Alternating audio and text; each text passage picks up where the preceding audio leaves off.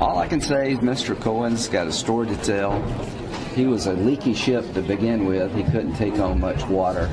And if he did try to get a job, and he denied trying to get a job, if there was discussions about a pardon and he denied it, that just furthers the narrative that maybe he's not the best conveyor of the truth. So Lindsey Graham calling into question yet again Michael Cohen's credibility after his lawyer, Lanny Davis, said that Cohen was open to considering a pardon at one point, which appeared to be a contradiction for what he told Congress last week in sworn testimony. Brad Wenstrup, member of both the House Intelligence, Ways and Means Committee. How you doing, sir? And good morning to you.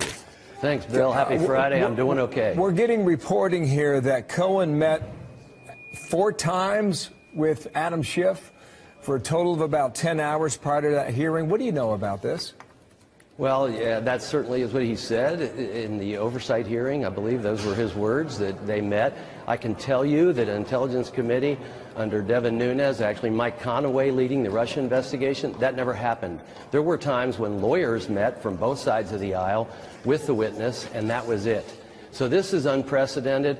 The new chairman, Schiff, likes to say, oh, it's common for that to happen. I don't believe that to be true, and it certainly doesn't appear to be transparent. And I think you brought up, is this an orchestrated hearing or is this an actual hearing? Yeah, Mike Turner, a colleague of yours from Ohio, essentially said that. He wondered whether or not it was genuine or whether it was rehearsed theater. What's your take on that? Well, I think that as we go by, we may be able to show how some things might have been prompted. We'll see. But I do think that there's a great concern. And, you know, this is an unreliable witness to begin with. This whole thing, I don't even know if it's within the jurisdiction of the Intelligence Committee that we should be doing this at this point. And you know what's not lost on me, Bill, is the whole reason Mr. Cohen is even around and in trouble is because of a dossier that the Democrats paid for. And this led to the entire investigation fraudulently, in my opinion, and now we have the situation where he lied under oath, which he's responsible for, and now he seems to be best friends with those that set him up. You believe he lied under oath? On what? Well, that's what he's going to jail for, is lying to Congress. Okay. But do you have evidence? I'll take you back to the 27th of February. This got a lot of attention yesterday. I'll roll it and get your reaction. The pain that I have caused my family and my friends. Nothing can do that. And I have never asked for, nor would I accept, a pardon from President Trump. There's some question about that. What's your question? Do you believe he was telling the truth there or not? Well, let me put it this way. I hope that in due time that the entire interview that we had in the Intelligence Committee is open and available to the American people and to you, Bill. I think that would answer a lot of questions as to that particular comment and whether that is true or not. On that point, how much can you share with us now? I'm going to be cautious on that because ours was a closed interview, and I don't want to go in that direction. But, you know, there are reports that he said one thing at one time and another thing at another time. Well, here is some of the reaction now about the first topic here about the Adam Schiff meeting. Patrick Boland for the Democrats, despite this professed outrage by Republicans, he writes, it's completely appropriate to conduct proffer sessions and allow witnesses to review their prior testimony before the committee interviews them.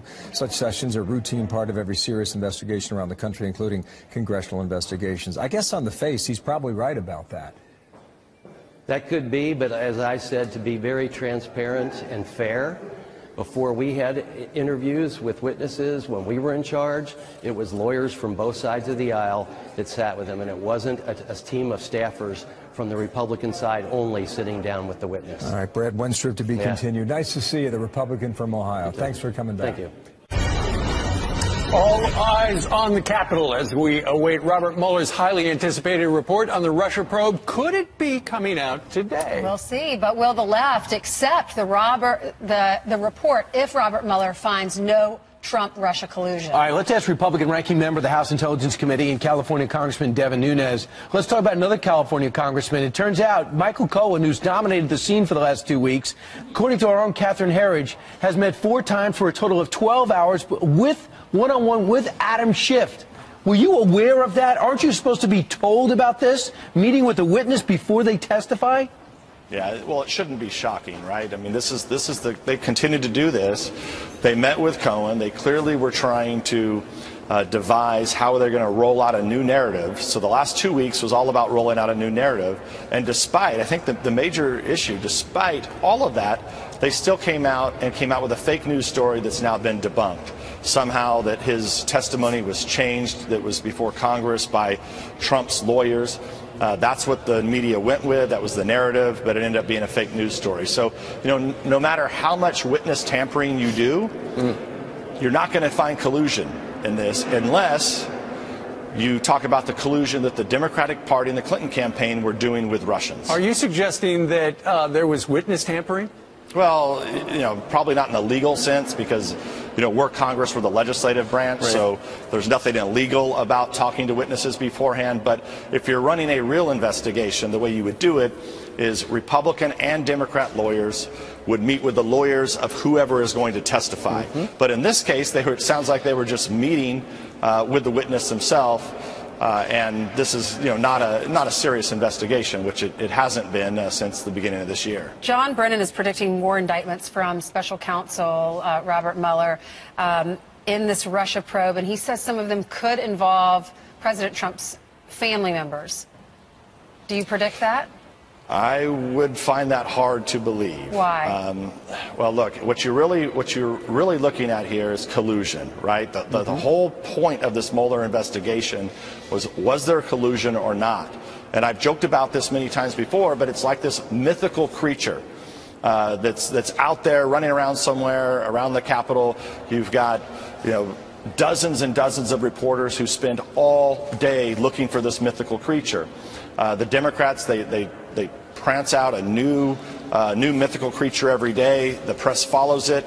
But the reality is, even in the Mueller indictments, they make all these indictments read like something that's really going to be serious. This is really the collusion evidence, when the reality is the collusion is right in front of us, right? And look, there were prosecutors on Mueller's team, and even today, that are still there. Supposedly, I don't know if they're still meeting or not, but remember, these guys were meeting with the Democrats. They were taking in this Steele dossier, which was the dirt. So these guys were involved in this the whole time. They're part of it. The Mueller team is part of the collusion. So they were taking information that supposedly came directly from Russians. Well, let's see what happens. Devin Nunes from California, sir, thank you very much. Thank you. Great to be with you. In the last hour, Fox News has confirmed that Michael Cohen is suing the Trump Organization. And according to these court records, Cohen said they failed to reimburse him for legal fees and costs that arose from his work for the Trumps that is now the subject of ongoing investigations. Separately, Republicans charged that Cohen likely perjured himself during last week's public testimony after Cohen's lawyer, Lanny Davis, confirmed he did explore a pardon after the FBI raided Cohen's New York offices and apartment in April 2018. This is what Cohen said under oath last week. My testimony certainly does not diminish the pain that I have caused my family and my friends. Nothing can do that. And I have never asked for, nor would I accept, a pardon from President Trump. President's legal team today is highlighting what they describe as inconsistencies, pointing to the statement from Cohen's attorney Lanny Davis that reads in part, quote, prior to Michael Cohen's decision to leave the Joint Defense Group and tell the truth on July 2nd, 2018, Michael was open to the ongoing dangling of a possible pardon by Trump representatives privately and in the media. During that time period, he directed his attorney to explore possibilities of a pardon. We're also learning new information today about documents Michael Cohen provided House investigators yesterday about his congressional testimony involving a 2016 Moscow real estate project. The records that include edits by the president's legal team show that the original date in the original draft by Cohen was in fact January 2016, and that appears to undercut allegations that the president's lawyers made key changes to alter the timeline. As you know, Melissa, Cohen acknowledged in a guilty plea last year that he misled lawmakers, saying he abandoned the project in January 2016 when in fact the talks continued for months later as Mr. Trump campaigned for the presidency. Here's what Cohen had to say about that. Mr. Trump's personal lawyers reviewed and edited my statement to Congress about the timing of the Moscow Tower negotiations before I gave it. So to be clear, Mr. Trump knew of and directed the Trump-Moscow negotiations throughout the campaign and lied about it. And there are new questions this morning about contact between Congressman Adam Schiff's staff and Cohen. Sources tell Fox News there were at least 4 meetings totaling 12 hours before the public hearing, and House Republican is now questioning whether logistical planning in fact crossed the line into coaching Cohen's testimony. Melissa. There appears to be a huge inconsistency between what Michael Cohen told the House Judiciary Committee last week and what actually happened. At that hearing last Wednesday, Michael Cohen said very clearly that he never entertained the idea of a pardon by the president, nor would he. Let's listen to that part of his testimony right now. I have never asked for, nor would I accept, a pardon from President Trump.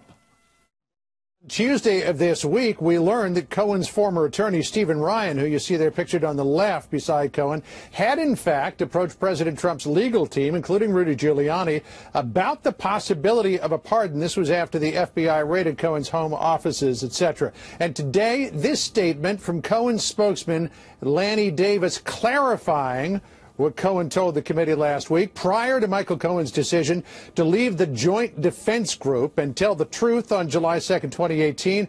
Michael was open to the ongoing dangling of a possible pardon by Trump representatives privately and in the media.